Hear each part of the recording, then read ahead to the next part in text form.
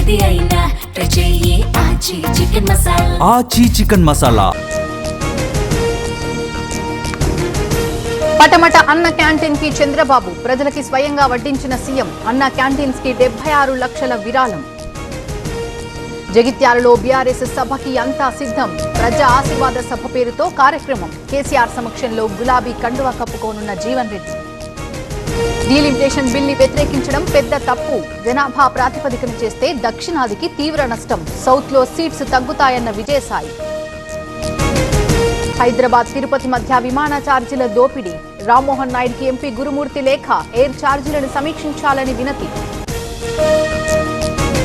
AP వ్యాప్తంగా Chandrababu birthday వేడుకలు. Cake cut చేసి సంబరాలు చేసుకుంటున్న అభిమానులు. సీఎంకు శుభాకాంక్షలు చెప్పిన జగన్.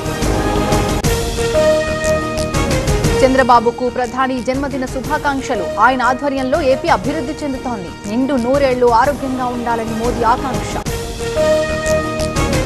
రాష్ట్రాన్ని పెట్టుబడులకు చిరునామాగా తీర్చిదిద్దారు. చంద్రబాబుకు పవన్ కళ్యాణ్ బర్త్డే విషెస్. మావయ్య గారు అంటూ జూనియర్ ఎన్టీఆర్ సైతం శుభాకాంక్షలు.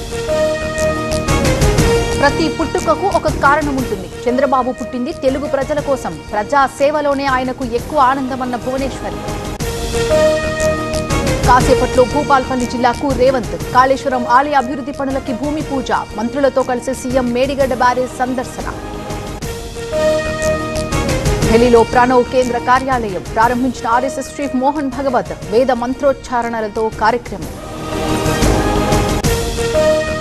పులివెందులలో అవినాష్ రెడ్డి ప్రజా దర్బార్. సమస్యల్ని ఎంపీ దృష్టికి తీసుకొచ్చిన ప్రజలు. అధికారులతో మాట్లాడి పరిష్కరించిన నేత. ఇవాళ రేపు తమిళనాడులో చంద్రబాబు ప్రచారం. నేడు కోయంబత్తూరు, హోసూరు, చెన్నైలో పర్యటన. రేపు మదురై, సాత్తూరులో క్యాంపెయిన్.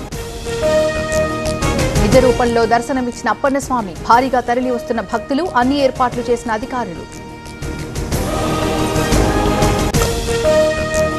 విజయకీలాద్రిపై శ్రీ విఘ్న విమోచక హనుమాన్ మహోత్సవం. చిన్నజీయర్ స్వామి పర్యవేక్షణలో పూజలు. పాల్గొన్న మైహోం అధినేత జూపల్లి రామేశ్వరరావు దంపతులు.